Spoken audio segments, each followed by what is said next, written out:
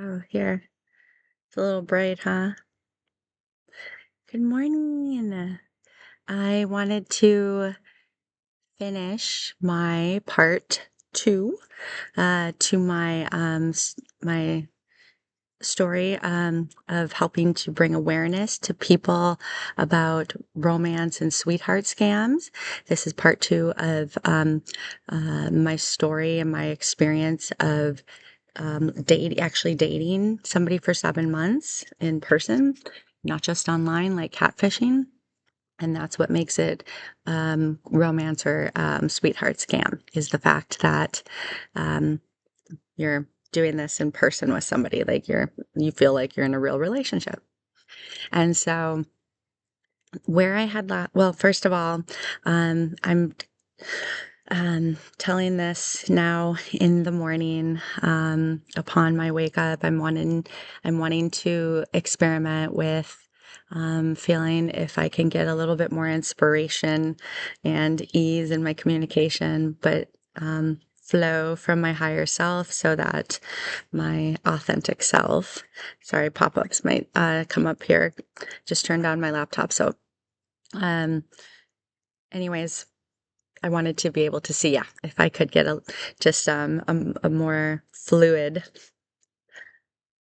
um, way of speaking so that it's a little bit easier for you to watch. Because I know that, again, disclaimer, I do realize that these may be a little rough to watch. I am very raw and authentic and unedited in all ways right now. I am being guided to use this form of communication to get past my fears, open up my throat chakra a little bit more, and become more bold and courageous, but ultimately aligning with the higher, more authentic self of my authentic version of myself. And I do agree that I think I'm going to get some good work here this morning, but we'll see. You can tell me. um, I kind of liked the sun that was here, but it is a little bright. So I am going to be trying to focus on staying right here while I speak. So with all that said, let's get going because, yeah, we just got a little bit to cover. Now, again, I am bringing awareness um, for a type of scam that is out there called a romance and or sweetheart scam. I had met somebody in a bar. This is going to be a good place or a typical place to meet somebody. They will likely be in places like that. This is again when I was still drinking. Um, I had gone to a bar after work and I was going to get some dinner and have a couple of beers, and then we met. So that's how we met. I don't think I actually said that on the last video. Anyways, I think that that's important to just, I'm trying to again kind of point out, just make pointers of things I've thought about and researched on. Because again, at the end of all of this, the reason that I feel that I want to be able to bring awareness to people and to anyone that could be a potential target for these, which we're going to label as karmics, I guess, is a general term. I know I didn't use that term in the first video, but let's go ahead and, because it's a narcissist, and it's good to understand what a narcissist is, for the reason of knowing that typical narcissists that are not trying to heal, that are not trying to change, are just low vibrational beings. And it's for the simple fact of understanding that is why we want to identify people, because not everybody has good intentions for chosen seeds, light workers. And so you do have to be discerning on who you give your energy to. And this was at a time that I was fluidly, easily giving my energy to anyone and anyone that would listen and want it. And that's not what you should be doing as a light worker at all. And I know this now The reason I didn't know this growing up is because I grew up with narcissists. So that's what I knew. That's what I attracted. That's what I magnetized. That was the only way that I knew how to be around people that was normal. So that's why this experience happened. This was supposed to be the universe sending me a hard wake up call to say, it's time to fucking wake up. I was gonna say bitch, but time to wake up, bitch. And, but in a kind, it's time to wake up, bitch. And so, I can laugh about this now because, like I say, I see the humor in it. And I see what my soul set up in the contract, how I was going to be able to awaken to it and I understand there's a logical sequence to it, which is the way in which I'm breaking down my timeline so that you can see how the universe was sending me, crumb feeding me, in in a way a narcissist would too, in the way that they try to, love feed you with their crumbs, their crumb love, um, and just to get what they want. But, source isn't trying to get what they want. Well, I mean, trying to help you get what you want. So, anyways, let's see. Again, so spreading the awareness is the point that I'm trying to make with explaining that, again, this style of person is going to be, I'm going to refer to them now in this conversation as our karmic, And I was a karmic at one point. That's what I'm trying to not be. See, and the other thing that I realized, and I'm just going to side note this a hot second, is even though I'm an empath and a highly sensitive person, I grew up being raised by narcissists. So by default, I have narcissistic traits. And that was a hard lesson. That was a hard reality to realize about myself, to go, whoa. There were certain things that I realized, and I'll get into those. I'm just kind of putting that out there right now because when I do come across those points that I talk about realizing that in my story, just keep that in mind that that could be something that you have to realize in yourself.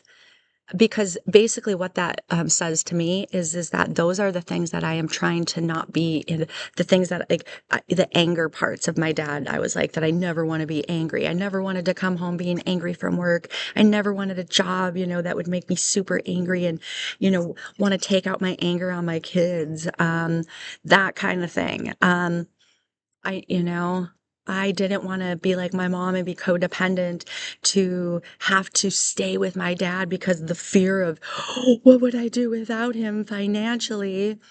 That scared the shit out of me. And that made me go, oh, hell no, am I ever going to be in a situation like that? But it's also understanding that this is why the understanding of what a narcissist is, understanding that they're very selfish, is very important because then once you come to a realization like I did, like I am going to have narcissistic traits and some of them, probably the majority of them, I'm not going to, because that selfish part, that's not who I am. That's not what I want to be. But I also don't want to be that icky, gossipy, addictive, codependent, unhealed person. And that's what all those things all narcissists have until they decide that they don't want that anymore. And that's the place that I'm at, is I'm an empathic, highly sensitive person born into a narcissistic family, therefore defaulted with narcissistic qualities, reprogramming out of those through therapy, through breath work, through sound therapy, through animal therapy, through learning how to love. And that's the other thing, is understanding a narcissist is void of emotions and love, true love and emotions. And that's the other important part about identifying, is because, again, if you know that in yourself, now that's something because I always felt like, wait a minute, I don't feel like I know how to love properly, when I finally was starting to make that be a point that I wanted to work on within my therapy over about 7, 8 years ago. And so I used my cats that I had at that point, 17 years at that point. They finally passed at 19, but, or transitioned, I should say, because they're still here. And so, they're actually in a different form now too, but okay, different story. So anyways, now I just lost my train of thought. Sorry. I'm trying to stay on track here. Oops. So, okay. Anyways, we're 10 minutes in. I need to get into this. So, I'm really trying to help people understand why it's important to identify because it helps.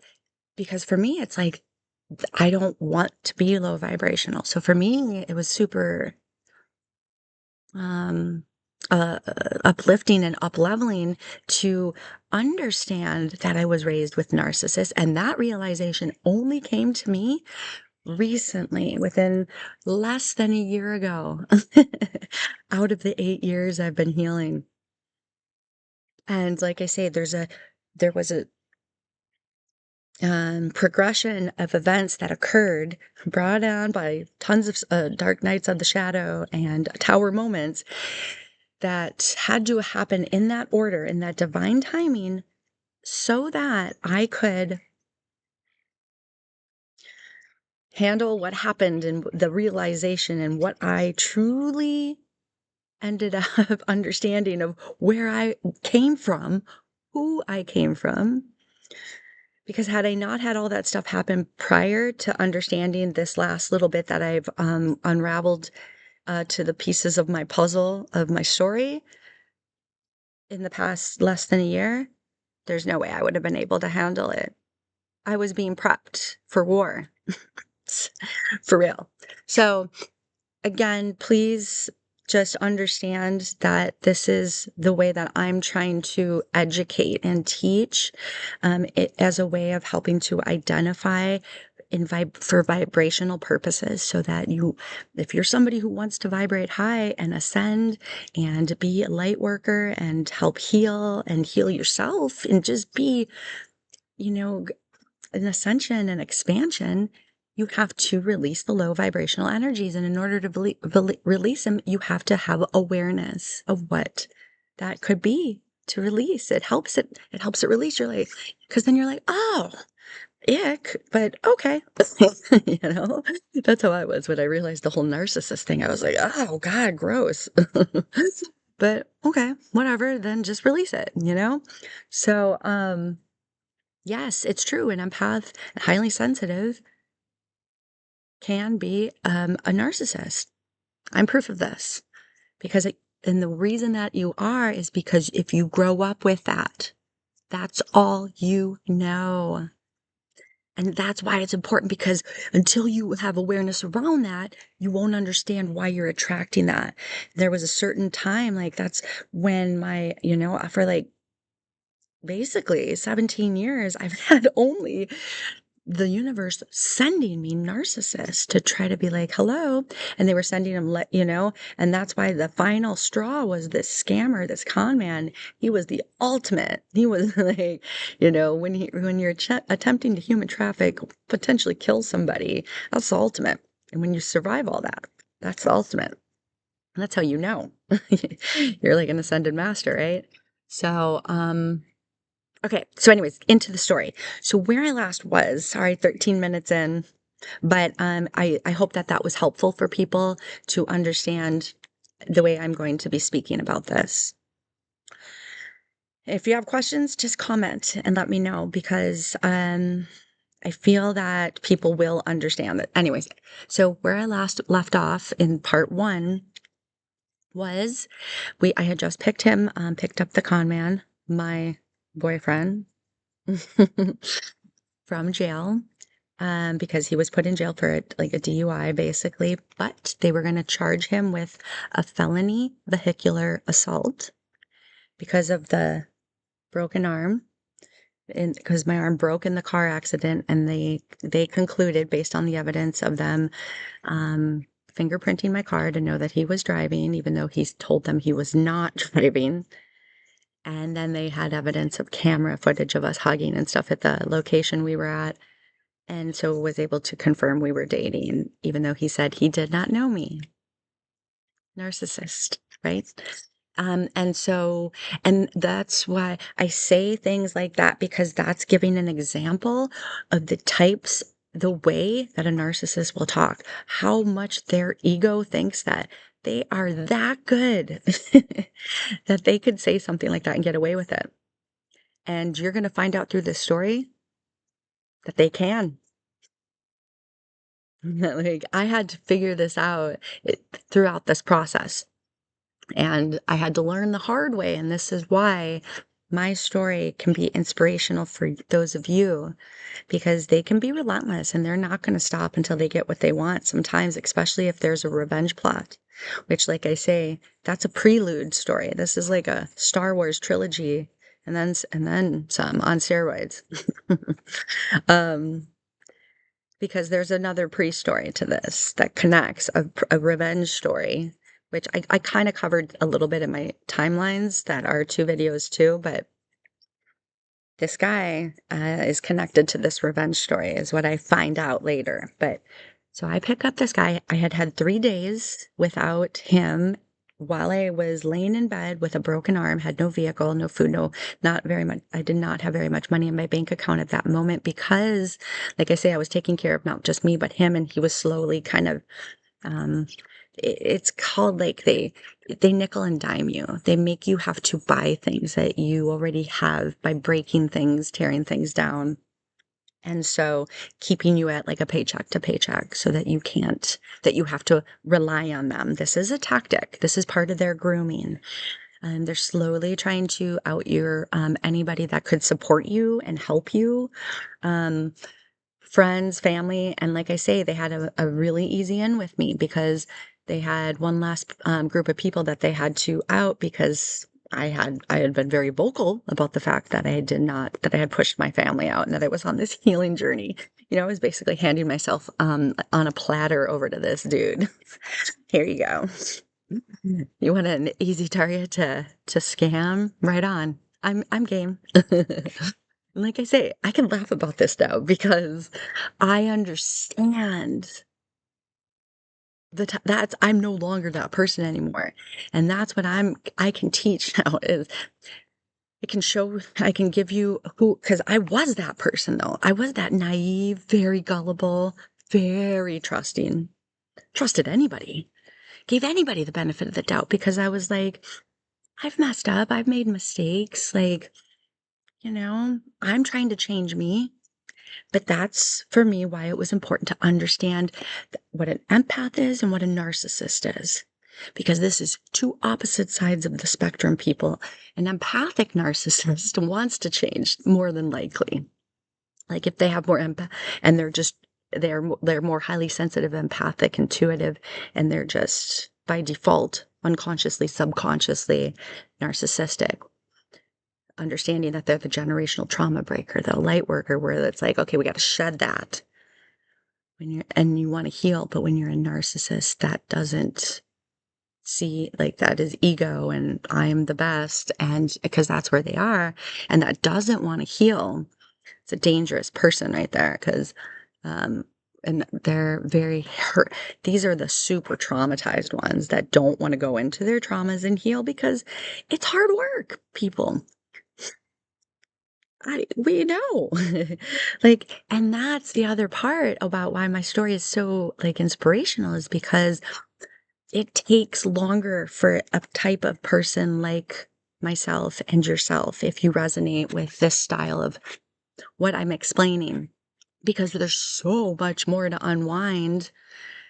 And as you know, you're the people pleaser. You don't know who you are. You have no boundaries because you can't have boundaries with a narcissist, period. I mean, I literally had no energetic, no physical, which meant I couldn't even close my bedroom door growing up, like none. And, so you have, okay, sorry. And now I kind of lost my train of thought. I have to pause so I don't waste video. Hold on. Okay, so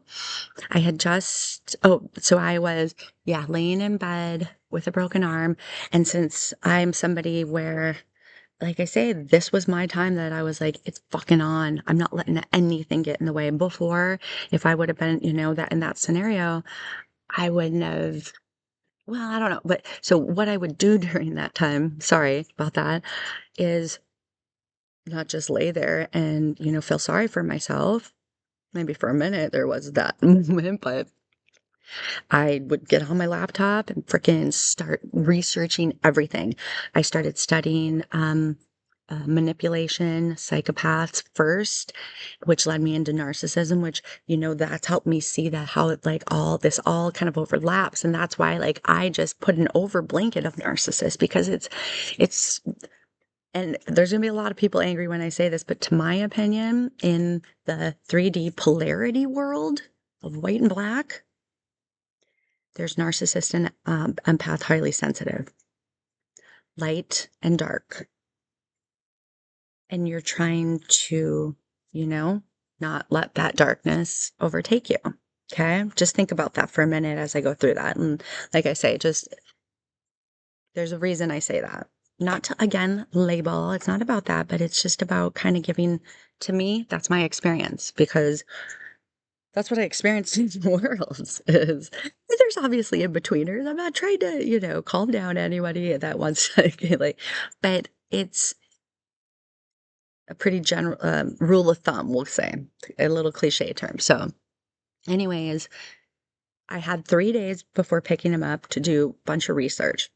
So I'm trying to, because that was the first thing that was brought to my attention. The sheriff saying twice to me at the scene of the accident, and then when he came to my door to drop off paperwork, was you need to get away from him. He's a psychopath, narcissist. He just kept using these terms, and I was like, that's it's, and the way he was saying it was very, he cared, and I was like, interesting. So that's what got me diving. And so that's my first bit of like research and studying is I just daily was trying to understand that. And then from there, I went to try to understand who they attack. Cause I was like, but why would he attack me? What, I'm trying to understand. The cop was like, he potentially was trying to kill you in the car accident. And I was like, why would he want to do that? Especially after he says he loved me, you know, this is how naive I was. I just assume if somebody says that they mean it, because I would only say that to somebody that I mean it to. But see, I kept thinking everybody was like me. And that's where a person in that thought process needs to become aware and get checked into reality. That's not the case because I was never allowed the reason. And then I had to go back because I had to think, why did I think that? Well, again, being raised by narcissists, anytime I would try to question them for anything that they did, oh, no, you don't do that. I would get in trouble. So you learn fast and quick as a survival tool to not question. You don't know why, and it doesn't make sense, but you have to do it because there was severe punishment, whether it was physical, mental or verbal, all three at once. So sorry, here I'm trying to. I feel like it's hard to see me. I don't know if it is, but so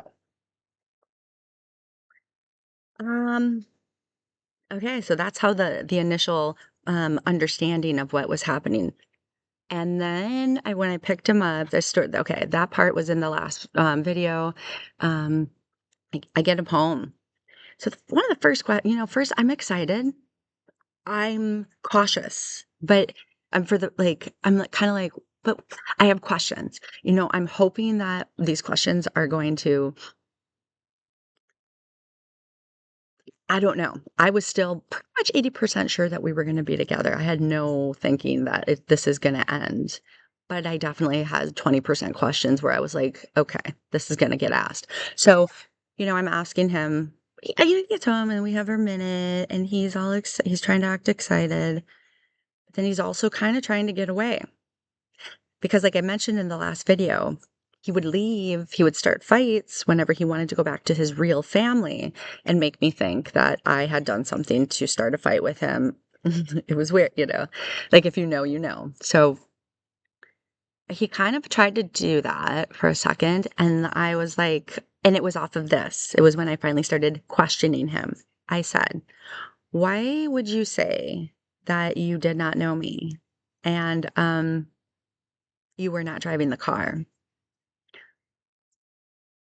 And I was like, "'Cause that would, in theory, get me in trouble."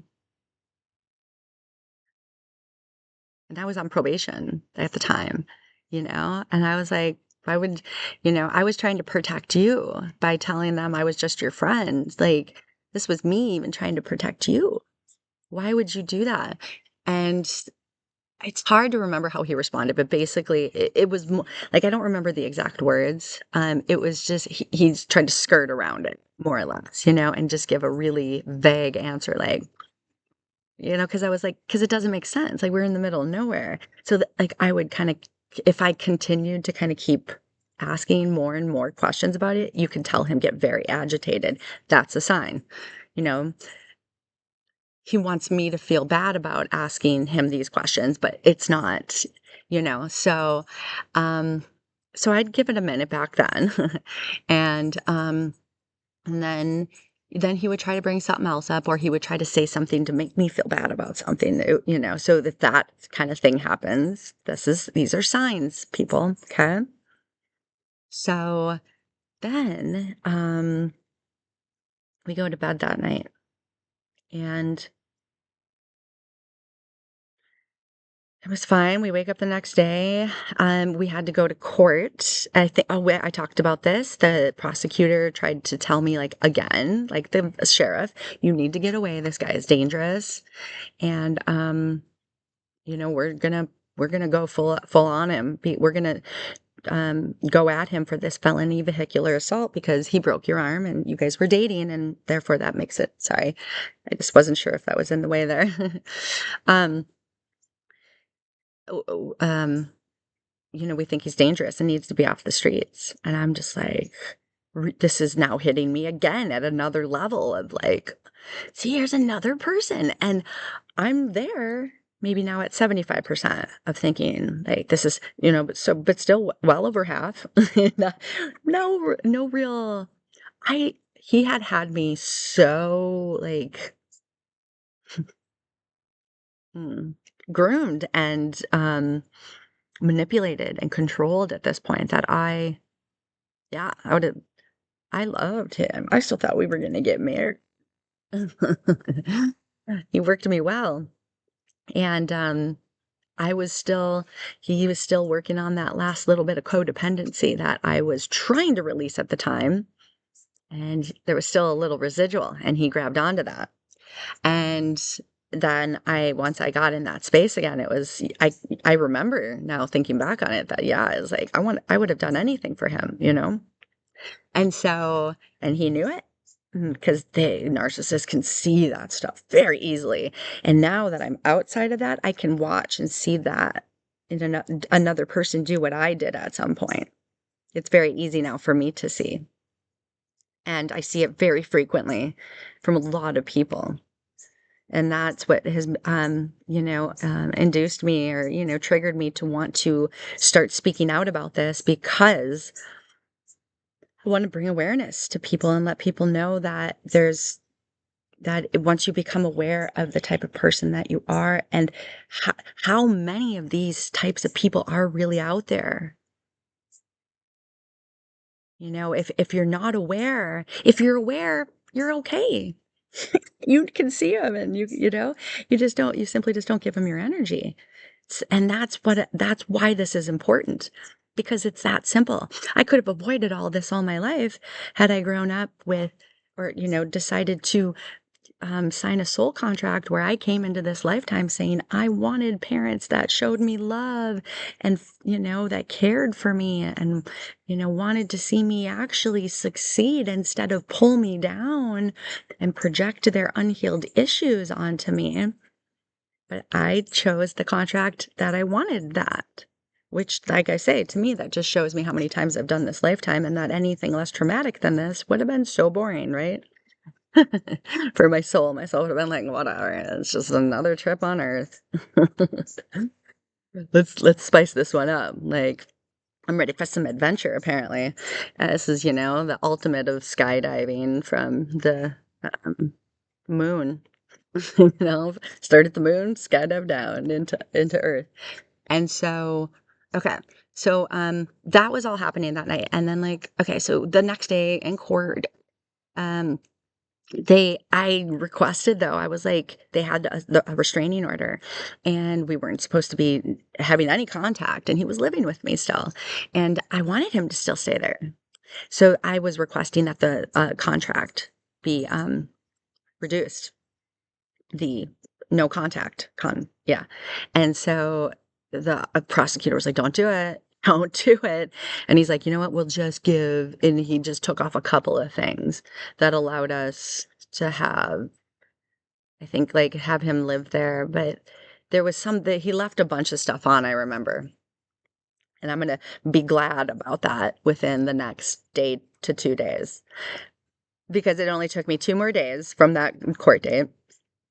So they basically let him know he's got this felony vehicular assault that he's facing. He's facing 2 to 6 years in prison.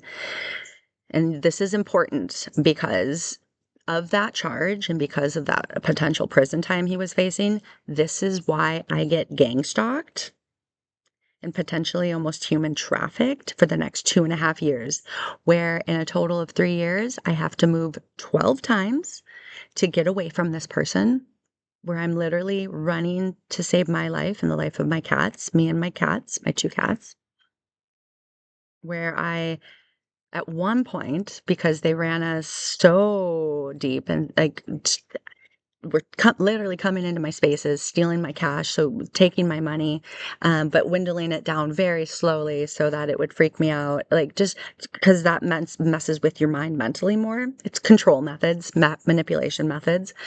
And I mean, I went from having to jump from my Airbnb to friends to so-called friends that I thought were friends that had changed and switched over to this underground network of this organizational criminal organization, dark underground. It's the same type of business that's occurring above ground on the corporate level. This is occurring literally at night for these people. And it's just as big and productive. And that's the thing, when people had asked me, well, like, it's not like you have crazy amounts of money. I'm like, my information, me being alive is why I'm worth a lot of money. Plus of who I am. See, I didn't even know back then I was a chosen. And it's interesting because there was one time that they being the group, because he was the face that started it, but he was part of, like I say, this criminal group of black hat hackers who, it's like I say, it's a corporation of them working in a malevolent way. And they all work together to help take down their targets.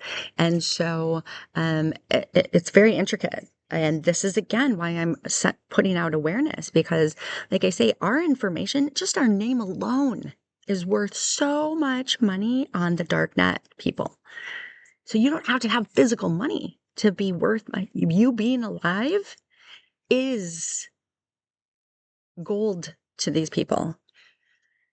And that means because of something as simple as just your name, but your name, your phone number, your social security number, your date of birth, driver's license, especially if they have all of that right there. Yeah, they'd even be willing to kill you so that they can also get money off your death certificate, your death and this, that. There's so many scams and so much more into this. But the reason I'm saying all this is because you need to take this seriously. Don't assume that just because, oh, you know what? I actually, I'm working paycheck to pay. No, that means nothing. In fact, that actually makes you, a bigger target, because you don't have the money to try to help yourself and, give yourself these, set your place up with video surveillance, get security guards, people that can help you, buy the things that help keep you safe, like the VPNs on your computers and your phones and just stuff, right? Okay. So I'm sorry. So I'm 34 in, and I'm definitely going to finish this part of the scammer story here within this hour. So, okay, let me focus.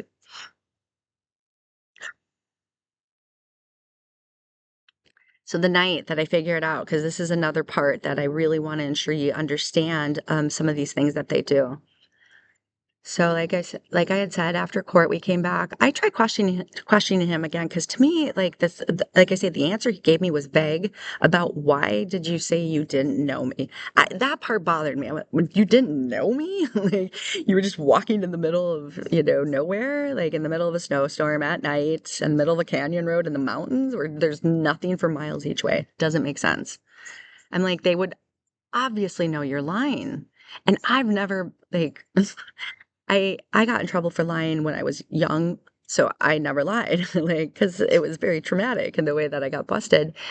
So I don't lie to begin with like that. But like that, where it's so obvious, that's insane to me. Like it's like that's so obvious. What would make you think? And see, at that point, that's I didn't understand that a narcissist will say something that is very, very obviously a lie, and they will hold to it. Once they say it, they will stick to that shit and they will make you believe it. And if you're not aware enough, if you're so asleep, and that's how they take advantage and make their puppets. Like that's how, for instance, my mom, who I figured out was one, made my whole family puppet. They're her little puppets in this because they're all that much unawakened and that much asleep. And that's what happens too is like maybe these guys are giving them information like, oh, this, like the ones that they want to help, that they pay in drugs or, money, but usually drugs. They're usually getting drug addicts that don't have the money to be able to buy their drugs. And so this is an easy way to get drugs. Another way that they make them believe that they're doing a good thing is they'll tell them some fake story about me. Like, this woman is this isn't true, but like a child molester, and therefore they think that they're doing something good now. They're getting a child molester off the street. And in reality, I'm not. And I'm being attacked for no reason. And so, again, these are just tactics that I really want to be sure that are out there and understood. So I asked him again about this. Why did you say you didn't know me? Why did you say you weren't driving the car? Because that part bothered me as well, because again, it would have gotten me in trouble because I was on probation. And I was like, I would never intentionally want to get you in trouble like that. If you love somebody, why would you do that? And like I said, this is when I was so naive, you guys. It's the night, then, like I say, I can laugh about it now because that's why I'm so qualified to talk about this, because I went from, I feel the most naive person in the world to not the opposite now. I mean, I had to go to the extreme opposite for a minute, but now I've balanced out and I can just discern, I see now because of all the research and the understanding I've done is, so just keep in mind when I speak about this, because I know I'm going to sound very, like, for some of you that maybe aren't as naive, it's going to be like, come on, you should have known this. Some of us are that naive, and that's what this is for those of us and that are like that, to help wake up. This is the wake up call, and that you don't have to be taken down by them. But if you don't wake up, you will, because it's that our style of people that they take down and that they end up, putting into the human trafficking rings, or killing, or, saying that they committed suicide and things like that. Okay. So anyways, when I questioned him, he got angry and upset again. Imagine that. If you're truthful and if you're, don't have anything to lie about, you won't get upset. Okay. So, and again, then tried to kind of put things on me and make me feel bad about stuff. Again, I want to say that day he actually did try to start a fight with me about his kids again. He did this one other time. I talked about it in the last video, and he knew he could do that because he knew I loved kids, and that, like, to go there, that's so ridiculous that I would ever try to hurt a child. Anyways, somebody in my family tried to do this too about somebody, and yeah, that person will remain unnamed at this moment, but shame on him. And so anyways, he decided to leave because he got so angry. And again, he left his iPad and his laptop there. So I started doing my investigative work at this point. This is where I'm also learning how to become a forensics investigator, realizing that this would have been a career I would have really loved because it was so much fun once you kind of, especially I started becoming really good at this is how I was trying to kind of teach myself how to learn how to really dive deeper into the back ends of computers, not at the level of cybersecurity per se, or even like, what's the word? Programming and all that stuff. But I'm somebody that I can see patterns. So I was learning in a very, unorthodox way. I was seeing things. And then at the same time, since I'm intuitive, I could infer based off of certain things I would find, and learning how to check the histories of everything. He had given me his passwords because that was a way he could get mine. It was by being very open because he was giving me passwords to things. Well, and I think he underestimated me because, yeah, I had passwords to all his social media, like he had mine, and all his email accounts, like he had mine. Because, like I had mentioned before, he stole all my email accounts since 2018, all my social media since 2018. I haven't had any of the same one since then. So this is just a side note disclaimer. If anybody's watching this that knew me back then, and you were in my contacts of any sort, or even in my physical contact books, and you've gotten contacted, they were impersonating me. His group of people, is when I say they again, they were impersonating me. So please definitely let me know if there was any, like, because there's what's called secondary scamming. They take the information, the contacts from my social media, from my emails, from my physical contact books, and then they try to do to all you, to what they were trying to do to me as well.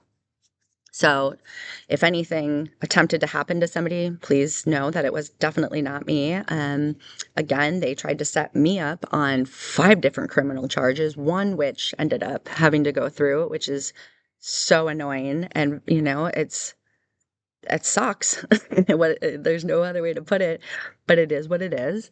But that's why I'm very transparent and truthful in talking about my particular situation, because I didn't do it, and I need people to know this is the extent. This is how serious it can get if you don't take this seriously and become aware of what could make you a target so that you can avoid this, because it's all avoidable. Okay. So, I started, like I say, I'm researching again. I'm finding more stuff. But now I'm like, I'm going to start keeping this to myself. Now I'm kind of at 50-50 with him. Like, I don't know who this guy, because I'm finding out so much. Like, things aren't adding up. And I'm one of those people where it's like, you have to, if your words don't match your actions, that's an inconsistency. And you have to pay attention to things like that, because inconsistencies are a red flag. Okay. Because narcissists are infamous for saying one thing and doing another. That's all they do. So, and they expect you, to not question. And then if you question, they'll just get angry because they want to deflect and Okay. So, we're at 43. Okay. I'm going to try to, just go quickly on this because we'll make this an hour, people. I got you. And so he ended up, what am I trying to say? Okay. Coming back that night. And because I still didn't have a vehicle because he totaled it, he gives me a ride to work the next morning, or he's going to. But now, while we're sleeping that night, it was really weird. He didn't want to, like, get sexual with me. And I remember feeling that was something felt weird about it. And I know at this point, he knows. I think that this is where he went from trying to, him and his group were changing plans about me. It wasn't, I think initially it was just about trying to get this, what's the word? Fish for this information from me, fish my, the data, phishing data from me, because again, my data it can be sold on the dark net for lots of money, and they had all my contacts, so they had more potential people now, and actual physical things like my birth certificate and social security card and such, old driver's license, old passports, banking account information, credit. They had messed up my what's the word? My student loans at the time, and I had them in good standings, what I still had left to pay off. And then, so they ended up trying to pull out an unemployment thing in my name in a different state. And luckily I was able to get that cleared. There was like I say, there was almost like 3 more criminal charges that for people that had my name and my address and my contact information that were using my information to do criminal things. And so luckily there were videos on those things. And one of them, there was, someone of different ethnicity than myself. So that was, thank God, it was like, that's not me, so, and I have an alibi for this. And, yeah, it's really a shitty situation when you have to disprove something that you didn't do. And so, again, talking about all this to let you know how serious this can be. Okay. So, because they don't care you're literally nothing to them, literally. Okay. All the I love yous in the world. So they were trying to think this is where they were trying to switch from that, taking me from that type of project or target to wanting to potentially human traffic me now, I think, at this point. Kidnap or kill, because this is where I'm starting. Okay, well, here, before this happens, sorry, I'll say this. So that night, I find out big things. This is where I find out in his email that he had been working on a potential other victim, who at the time I thought he was cheating on me with. But now I know it as a potential other victim. Then I found out that he had lied to me about some place he had went, and I had seen a conversation. I was able to dive deeper into one of his folders and his apps that he was keeping secret conversations in. Because like I say, again, the more I was doing this, the more I was learning, and more I was investigating, the more I was learning. And so he had a secret conversation between him and his, real partner, the one he would go home to, his family, with his friends, and they would speak about me, never using my name, but always referring to me in terms of like bitch or crazy or psycho, and just basically belittling me the whole time through conversation. And then there was, yeah, I saw a lot of, like I say, in his history on his Google Maps, just everything he said he was doing in his days was incorrect. They were never anything. So it was like, why are you lying? Hold on.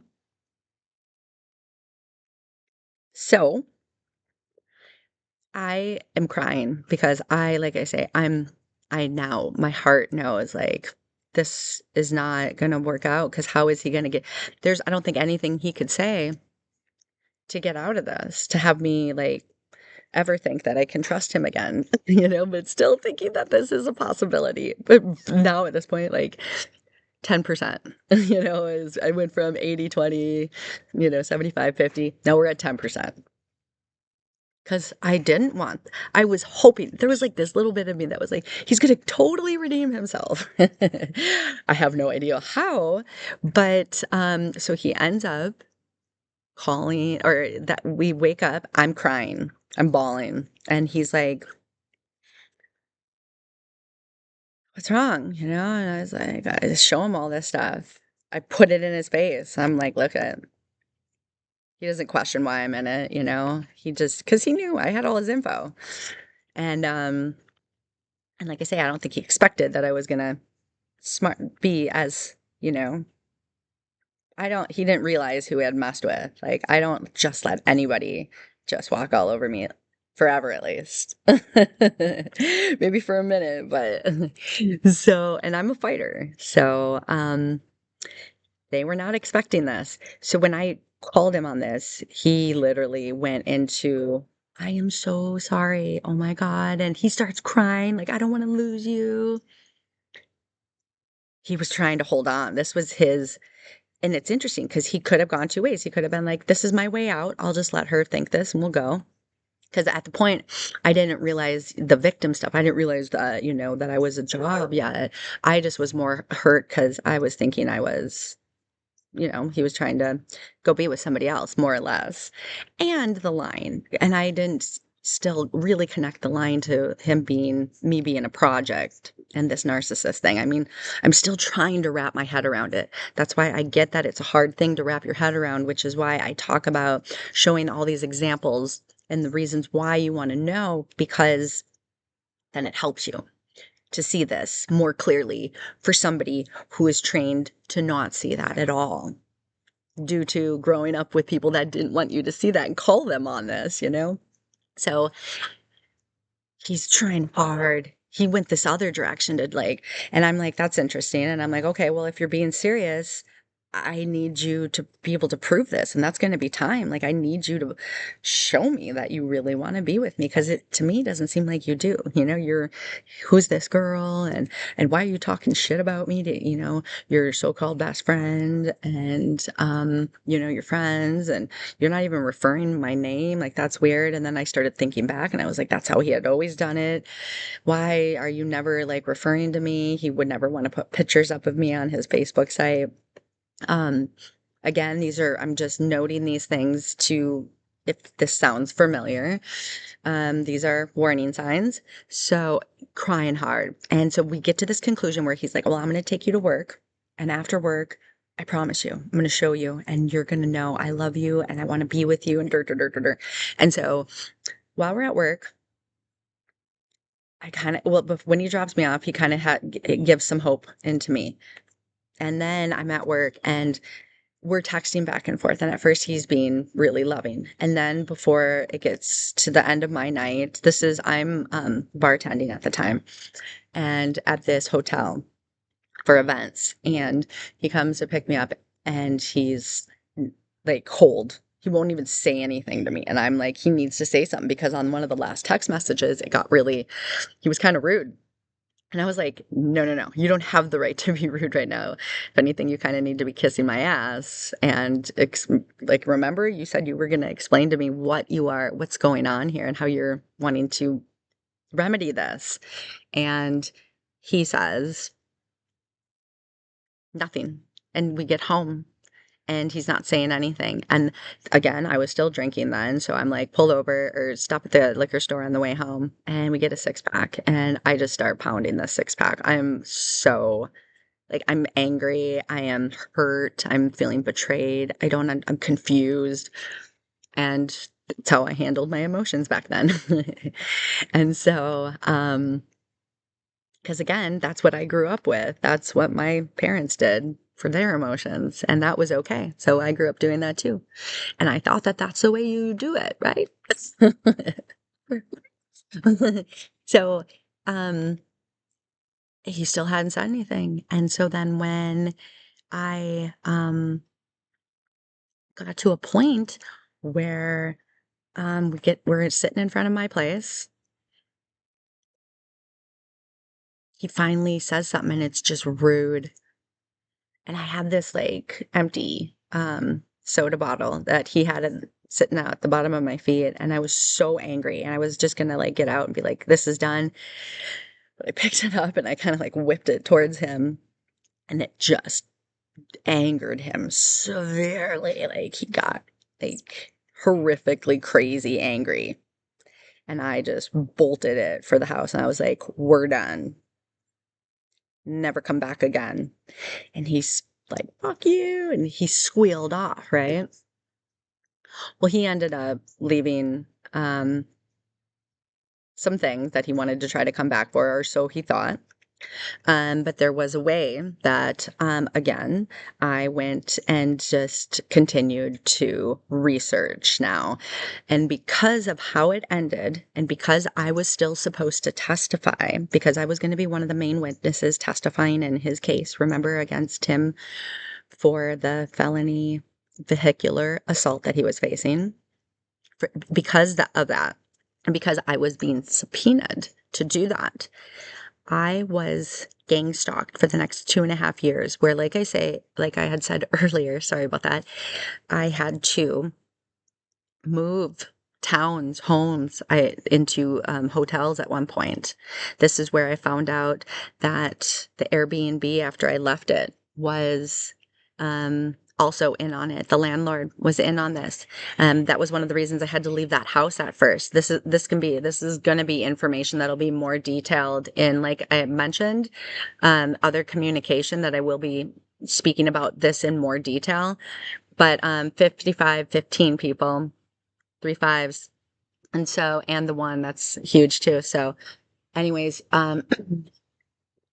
this woman, was actually allowing him to set up her internet, her IoTs, her Internet of Things, all of her Wi-Fi.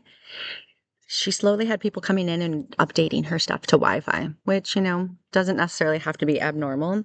But what the intention was is she was allowing these black hat hackers to be able to track me and listen to me, watch me through her internet, through the Internet of Things, through any Wi-Fi that she had in the house. And so they did not want me to testify. So this was the purpose of the gang stalking. And this is where they completely pushed out any support that I had. There was a point that I did reach out to my family because it was so scary. The moment that I heard a gunshot outside of my home, outside my window, one night, and I called the cops, but the cops were worthless. I have hundreds of reports up and down, like all in every place that I was at, and the cops, um, cops want to say that you're crazy. Because they never have full proof.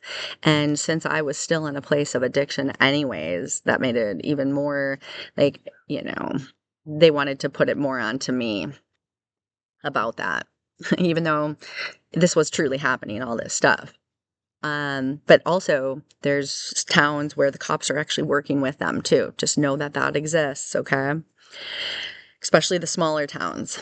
And so, but that doesn't have to necessarily be smaller towns. They can insert and bribe people very easily, very easily. If you have anything to lose, and if you're somebody who cares about something, that they use that against you. They'll threaten you. They'll threaten to kill. They'll threaten to take away. They'll threaten to, just anything. Like, they're crazy. This is crazy. And so, I had found out that, like I mentioned, that's part of the connecting of this as well, is I had moved into this house and then I met him. And I think those two had known each other. And he had been because there was a woman in the room I was in previous, and I remember when she left, she was in such a bad space. And I remember I was like, "What happened?" And like she was where I was when I was leaving that place, like because you don't understand what's going on. And this is the other part about the awareness is because they do that with purpose. That's the mind manipulation that they're doing. They want you to feel like you are like losing your mind, by having people not believe you. And that's why they systematically take out any support system you have. Slowly, my friends that were, there to help me and, could have, let me come and stay with them and then been there to support me. They would either force them out, bribe them out, and if that wouldn't work, because the person would be stronger than that to allow that, then they would intercept communication, hack into my cell phone, and intercept communication in a way where they would, just not allow the call to come through, or there's many different ways. Look into it. Okay. It's a real thing. It's really basic 101 for hackers, honestly. So, they can also, they would impersonate me. Like, let's say a friend tried to call me, maybe they impersonate me and make me say something that I didn't say. Because I actually ended up talking to somebody who was me at one time. And when I tricked them to figure out, when I assumed that this was happening, like I've mentioned, I have done all the research on this. Anything I talk about is because I have experienced it and I know it now. And I know all their tactics. I know exactly everything that they do. And the way you rise above this is literally by doing that. You have to raise your vibration, people. And that's where I'm going to end it because I'm at 59:55. That's great number two. Um, and yeah, because there is more to this story for sure. Like I say, there was 2.5 years of complete fear. And I had to, because of that fear, I dove deep. That was the hardest I dove into any of my addictions, because that was the only thing that kind of helped me stay alive in a couple different ways. Because they would break in at night if I'd fall asleep. So it helped me kind of sleep with one eye open, literally. So it really was shitty because I wasn't sleeping very well or at all during that time period. So basically had like, 2.5, almost 3 years of non-sleep in survival mode, high cortisol levels. So imagine trying to come down off of that type of cortisol in toxicity, basically, right? And so 10051 people. And so yeah, I hope that this information, again, I realize these are really long, but the reason I am trying to speak about this as detailed as I am is because I did want to speak about this back then, but they not only scared me so much that on my way to the courthouse that day to go testify, after, because this had been 2 years by the time, because he pushed that court date out a long time. I'll at least say this part and then end this, but and there was purpose for that. They were hoping to, this is where the gang stalking really took a step up, and attempts at my life were made numerous times. So breaking into homes, and that's why I say I had to move so much. And this is where they literally made sure that, because there were times I had 3 jobs, and I was making a decent amount of money, but because they would, like I say, they would send people in. They do that. They'll send people in, push out all your friends, and then there's new friends you're making, all these new friends, and man, do they just adore you. And then until they don't.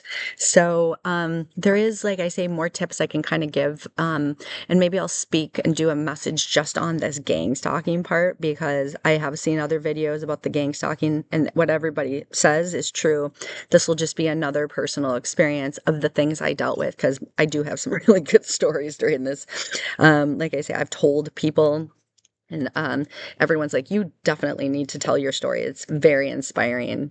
And I do know it is, because I know that if I wasn't who I was, if I wasn't chosen, if I wasn't supposed to be this light worker to spread, to learn how to love, to be able to spread it and to spread the light, um, that I wouldn't have also been sought after as much. So that's another, again, it's about knowing who you are, why you would be sought after, why like they would relentlessly not want to give up, but knowing how to rise above it. And there is a way. You literally rise above it.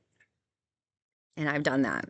I know how to do that now, and I know how to teach that. But it's very hard, and I get that, people. Like, I went through so many scary moments in that total of 3 years. It took me a total of 3 years to heal from it. Intense EMDR therapy, while I was, like I say, 24/7 diving deep into my healing work. It was that literally instigated the next 2 years, which ended up being the best 2 years of my entire lifetime, of 47 years of being on this planet, in this lifetime at least. And I laugh because I was crying so hard the whole time, because I was releasing, and that's one way I release. And like I say, best, most beautiful time. And it was. And I have a video that talks about that experience where I start my healing. But the only part that I was missing at that time was having a better understanding of the spiritual side of our healing. And had I known that then, it just would have helped me get to where I'm at now sooner. but that's okay. It happened in its divine timing. But this is why I speak, is because if I could help someone be able to see something or plant a seed to be able to help them see something sooner, that's the point. And then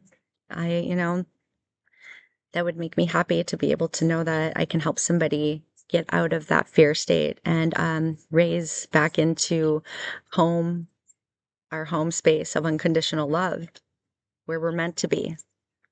So I hope that this has helped at least one person. And if you do have a story and can resonate with this, please comment. It helps us all. I love to hear the stories too. It helps me. At the same time, if you understand and you have a story, that means, like you said, you have a story and you unfortunately understand how scary and that is.